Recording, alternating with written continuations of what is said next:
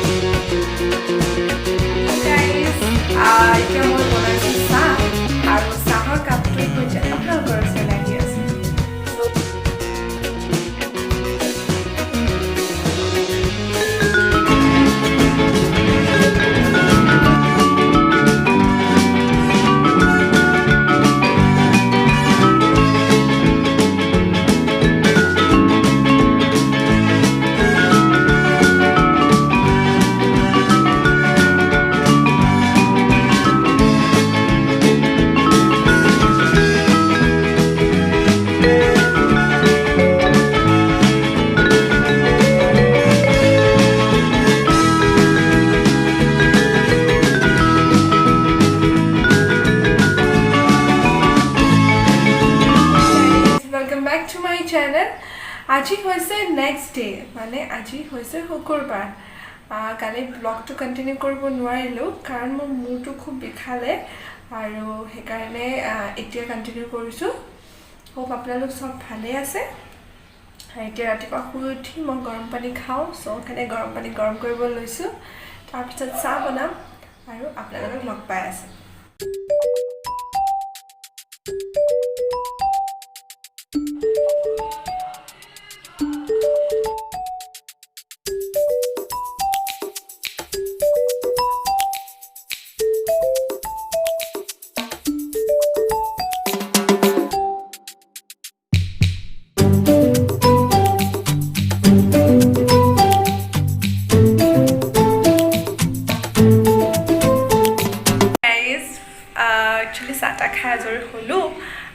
এতিয়া বনাবলৈ যাওঁ ব্ৰেকফাষ্টটো একদম হেভি নকৰো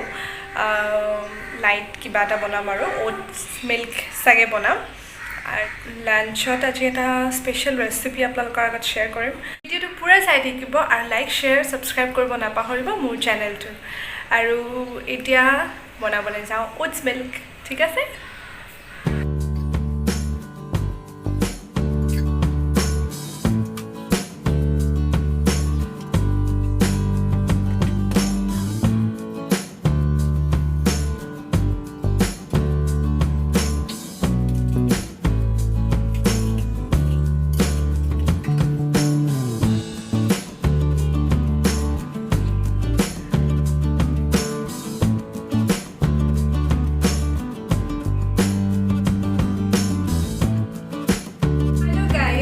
বহুত দিন মনত আহিলোঁ একচুৱেলি গা চা ধুই একদম আজৰি হৈ আহিলোঁ ঘৰৰ কামো কৰিবলগীয়া আছিলে সেইখিনি চব কৰি মেলি পাকঘৰলৈ আহিছোঁ চ' যিটো আপোনালোকক শ্বেয়াৰ কৰিম কৈছিলোঁ এটা ৰেচিপি আৰু সেইটো বনাবলৈ লৈছোঁ ভিডিঅ'টো চাই থাকিব আৰু আজি একো লাঞ্চত একদম হেভি একো নবনাওঁ চিম্পল বনাম আজি চাগে আমি ৰুটি খাম কাৰণ মোৰ মাৰ ঘৰত আজি সত্যনাৰায়ণ পূজা পাতিছে চ' সেইবাবে আৰু এতিয়া ৰেচিপিটো ষ্টাৰ্ট কৰোঁ চাই থাকিব আপোনালোকে ভিডিঅ'টো আজি মই বনাবলৈ লৈছোঁ কেপচিকামৰ চব্জি অলপ বেলেগ ষ্টাইলত ভিডিঅ'টো পুৰা চাই থাকিব আৰু মই কি কি ইউজ কৰিছোঁ আপোনালোকক কৈ দিওঁ দুটা কেপচিকাম লৈছোঁ এটা ডাঙৰ চাইজৰ এটা মিডিয়াম চাইজৰ আৰু এটা পিঁয়াজ অলপ সৰু চাইজৰ আলু এটা লৈছোঁ আৰু কেপচিকামখিনি চাইজটো আপোনালোকে একদম বেছি ডাঙৰো নকৰিব একদম সৰু নকৰিব মিডিয়াম চাইজত ৰাখিব স্কুৱেৰ শ্বেপত ৰাখিব আলুখিনিও ঠিক তেনেকৈ সৰু সৰু চাইজত কাটিব ডাঙৰ ডাঙৰকৈ নাকাটিব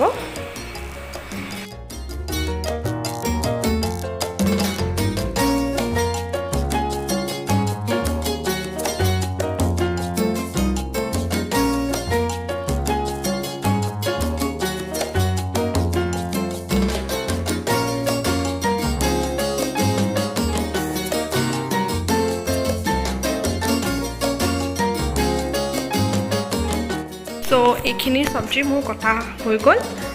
আৰু এতিয়া মই কেৰাহীত দিম তেল ডাঙৰ চামুচখনে 2 চামুচ তেল দিম আৰু তাৰপাছত পিঁয়াজখিনি দিম পিঁয়াজখিনি অকণমান দেৰি কাৰণে ভাজি ৰাখিম ৰঙচুৱা হোৱালৈকে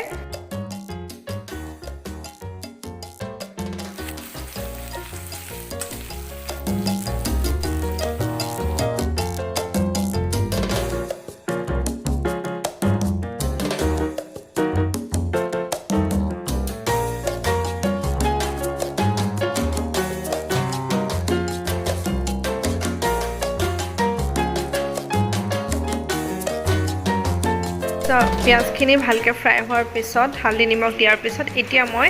ভাজিখিনি তাত বহাই দিম আৰু ভাজিখিনি অলপ দেৰি মই মিক্স কৰিম তেলতে অলপমান ভাজিম আৰু আপোনালোকে চাই থাকিব পুৰা প্ৰচিডিঅ'ৰটো ইয়াত এতিয়া মই মছলা দিম ধনিয়া আৰু জিৰা গুড়ি মই ঘৰতে খুন্দি ৰাখিছিলোঁ তাৰে এচামুচ মই দিম মিক্স কৰি থৈ দিছিলোঁ মই মছলা চ' সেই তাৰে এচামুচ দিছোঁ মই আৰু এতিয়া এইখিনি অকণমান দেৰি মই ভাজি পেলাই মিনিমাম 2 মিনিটৰ কাৰণে এইখিনি মই ঢাকি ৰাখিম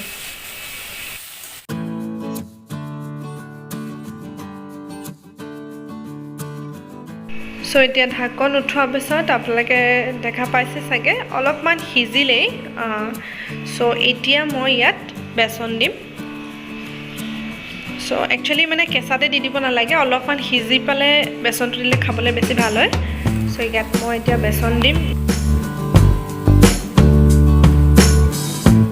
ইয়াত মই 2 চামুচ বেচন দিছোঁ কোৱান্টিটিটো আপোনালোকৰ নিজৰ হিচাপলৈ কিমান কেপচিকামৰ ভাজি বনাইছে আৰু ইয়াত মই 2 চামুচ দিছোঁ চ' এতিয়া গোটেইখিনি মই মিক্স কৰি দিম আৰু মিক্স কৰাৰ পিছত মই ইয়াত অলপমান পানী দিম একদম অকণমান বেছি নহয় তো এতিয়া এইখিনি লৰাই পেলাই আকৌ মই এইখিনি অকণমান দেৰি কাৰণে ঢাকি ৰাখিম মিনিমাম 2 মিনিটৰ কাৰণে চ' এয়া ঢাকন উঠোৱাৰ পাছত আমাৰ ভাজি ৰেডি চ' এইখিনি অকণমান লগোৱাই দিব কেৰাহীত তেতিয়া খাবলৈ অলপ বেছি টেষ্টি লাগে চ' এতিয়া এইখিনি হৈ যোৱাৰ পিছত এতিয়া মই অলপমান ফ্ৰেছ ধনিয়া পাত ইয়াত স্প্ৰিংকল কৰি দিম